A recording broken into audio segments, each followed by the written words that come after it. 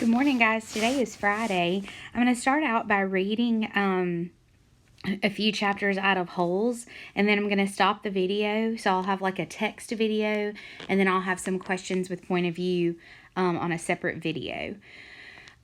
So with chapter 3, we left off that Stanley gets to the camp, and when he looks out of the bus, he realizes that it doesn't really look like the summer camp he was picturing it to look like.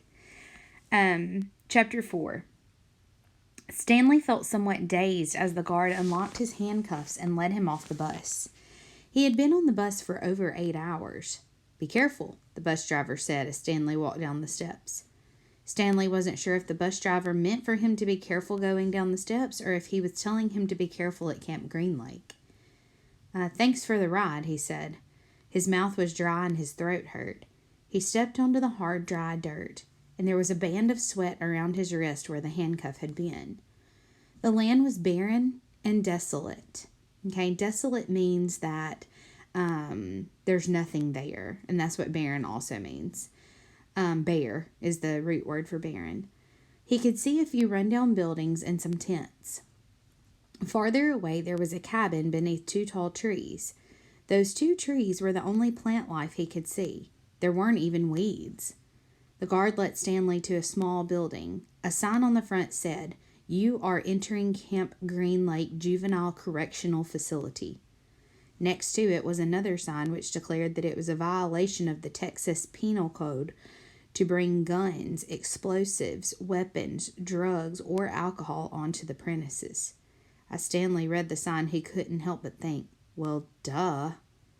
The guard led Stanley into the building, where he felt welcome relief of air conditioning. A man was sitting with his feet up on a desk. He turned his head when Stanley and the guard entered, but otherwise didn't move. Even though he was inside, he wore sunglasses and a cowboy hat. He also held a can of soda, and the sight of it made Stanley even more aware of his own thirst. He waited while the bus guard gave the man some papers to sign. "That's a lot of sunflower seeds," the bus guard said. Stanley noticed a burlap sack filled with sunflower seeds on the floor next to the desk. "Yeah, I quit smoking last month," the man in the cowboy hat said. He had a tattoo of a rattlesnake on his arm, and as he signed his name, the snake's rattle seemed to wiggle. "I used to smoke a pack a day. Now I eat a sack of these every week." The guard laughed. There must have been a small refrigerator behind his desk because the man in the cowboy hat produced 2 more cans of soda. For a second, Stanley hoped that one might be for him, but the man gave one to the guard and said the other was for the driver. 9 hours here and 9 hours back," the guard grumbled. "What a day." Stanley thought about the long, miserable bus ride and felt a little sorry for the guard and the bus driver. The man in the cowboy hat spit sunflower seed shells into a wastepaper basket. Then he walked around the desk to Stanley. "My name is Sir," he said. "Whenever you speak to me, you must call me by my name. Is that clear?" Stanley hesitated. Yes, Mr. Sir," he said, though he couldn't imagine that was really the man's name. "You're not in Girl Scouts anymore," Mr. Sir said. Stanley had to remove his clothes in front of Mr. Sir, who made sure he wasn't hiding anything. He was then given 2 sets of clothes and a towel. Each set consisted of a long-sleeve orange jumpsuit, an orange t-shirt, and yellow socks. Stanley wasn't sure if the socks had been yellow originally. So what he's saying is they could have been white socks that were just stained from being worn over and over. He was also given white sneakers, an orange cap, and a canteen made of heavy plastic, which unfortunately was empty. The cap had a piece of cloth sewn on the back of it for neck protection. Stanley got dressed. The clothes smelled like soap. Mr. Sir told him that he should wear 1 set to work in and 1 set for relaxation. Laundry was done every 3 days. On that day, his work clothes would be washed. The other set would then become his work clothes, and he would get clean clothes to wear while resting. You were to dig 1 hole a day, including Saturdays and Sundays. Each hole must be 5 feet deep and 5 feet across in every direction. Your shovel is your measuring stick. Breakfast is served at 4:30. Stanley must have looked surprised because Mr. Sir went on to explain that they started early to avoid the hottest part of the day. "No one is going to babysit you," he added. "The longer it takes you to dig, the longer you will be out in the sun. If you dig up anything interesting, you're to report it to me or any other counselor. When you finish, the rest of the day is yours." Stanley nodded to show that he understood. "This isn't a Girl Scout camp," said Mr. Sir. He checked Stanley's backpack and allowed him to keep it. Then he led Stanley outside into the blazing heat. "Take a good look around you," Mr. Sir said. "What do you see?" Stanley looked across the vast wasteland. The air seemed thick with heat and dirt. "Not much," he said, then hastily added, Mr. Sir." Mr. Sir laughed. "You see any guard towers?" "No." "How about an electric fence?" "No, Mr. Sir." "There's no fence at all, is there?" "No, Mr. Sir." "You want to run away?" Mr. Sir asked him. Stanley looked back at him, unsure what he meant. "If you want to run away, go ahead. Start running. I'm not going to stop you." Stanley didn't know what kind of game Mr. Sir was playing. "I see you're looking at my gun. Don't worry. I'm not going to shoot you." He tapped his holster. "This is for yellow-spotted lizards. I wouldn't waste a bullet on you." "I'm not going to run away," Stanley said. "Good thinking," said Mr. Sir. "Nobody runs away from here. We don't need a fence. You know why? Because we've got the only water for 100 miles. You want to run away? You'll be a buzzard food in 3 days." Stanley could see some kids dressed in orange and carrying shovels dragging themselves toward the tents. "You thirsty?" asked Mr. Sir. "Yes, Mr. Sir," Stanley said gratefully. "Well, you better get used to it. You're going to be thirsty for the next 18 months. Chapter 5. There were 6 large gray tents, and each one had a black letter on it, A, B, C, D, E, or F. The first 5 tents were for campers. The counselors slept in F. Stanley was assigned to D tent. Mr. Pendanski was his counselor. "My name is easy to remember," said Mr. Pendanski, as he shook his hands with Stanley just outside the tent. 3 easy words: pen, dance, key. Mr. Sir returned to the office.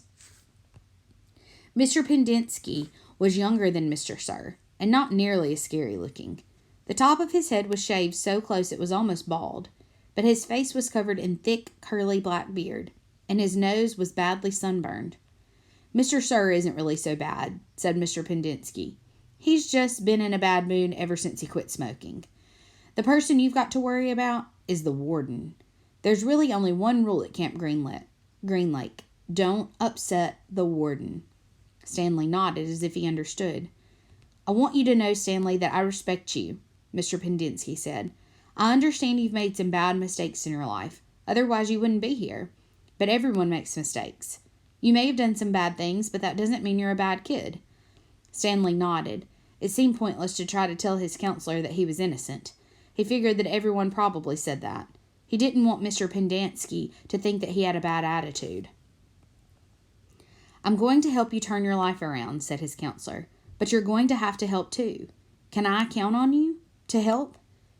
"Yes, sir," Stanley said. Mr. Pendanski said, "Good," and patted Stanley on the back. 2 boys, each carrying a shovel, were coming across the compound. Mr. Pendanski called to them. "Rex, Alan, I want you to come here to say hello to Stanley. He's the newest member of our team." The boys glanced wearily at Stanley. They were dripping with sweat, and their faces were so dirty that it took Stanley a moment to notice that one kid was white and the other black. "What happened to the barf bag?" asked the black kid. "Lewis is still in the hospital," said Mr. Pendanski. "He won't be returning." He told the boys to come shake Stanley's hand and introduce themselves like gentlemen. "Hi," the white kid grunted. "That's Alan," said Mr. Pendanski.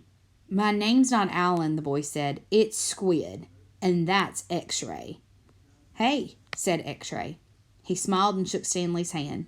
He wore glasses, but they were so dirty that Stanley wondered how he could see out of them. Mr. Pendanski told Alan to go to the rec hall and bring the other boys to meet Stanley. Then he led him inside the tent. There were 7 cots, each one less than 2 feet from the next one. Which was Lewis's cot? Mr. Pendenski asked. Barfbag slept here, said X-Ray, kicking one of the beds. All right, Stanley, that'll be yours, said Mr. Pendenski. Stanley looked at the cot and nodded. He wasn't particularly thrilled about sleeping in the same cot that had been used by someone named Barfbag. 7 crates were stacked in 2 piles and one at one side of the tent. The open end of the crates faced outward. Stanley put his backpack, change of clothes, and towel in what used to be Barfbag's crate. It was at the bottom of the stack, and it had 3 in it. Squid returned with 4 other boys. The first 3 were introduced by Mr. Pendenski as Jose, Theodore, and Ricky. They called themselves Magnet, Armpit, and Zigzag. They all have nicknames, explained Mr. Pendenski. However, I prefer to use their names their parents gave them. The names that society will recognize them by when they return to be useful and hard-working members of society. It ain't just a nickname, X-Ray told Mr. Pendenski. He tapped the rim of his glasses. I can see inside you, Mom. You've got a big, fat heart. The last boy either didn't have a real name or else he didn't have a nickname. Both Mr. Pendenski and X-Ray called him Zero. You know why his name's Zero? Asked Mr. Pendenski. Because there's nothing inside his head. He smiled and playfully shook Zero's shoulder. Zero said nothing. And that's Mom, a boy said. Mr. Pendenski smiled at him. If it makes you feel better to call me Mom, Theodore, go ahead and call me Mom. He turned to Stanley. If you have questions, Theodore will help you. You got that, Theodore? I'm depending on you. Theodore spit a thin line of saliva between his teeth, causing some of the other boys to complain about the need to keep their home sanitary. You were all new here once, said Mr. Pendenski, and you all know what it feels like. I'm counting on every one of you to help Stanley. Stanley looked at the ground. Mr. Pendenski left the tent, and soon the other boys began to file out as well, taking their towels and change of clothes with them, and Stanley was relieved to be left alone. But he was so thirsty he felt that he would die if he didn't get something to drink soon. Hey, Theodore, he said, going after him. Do you know where I can fill my canteen? Theodore whirled and grabbed Stanley by his collar. My name's not Theodore, he said. It's Armpit.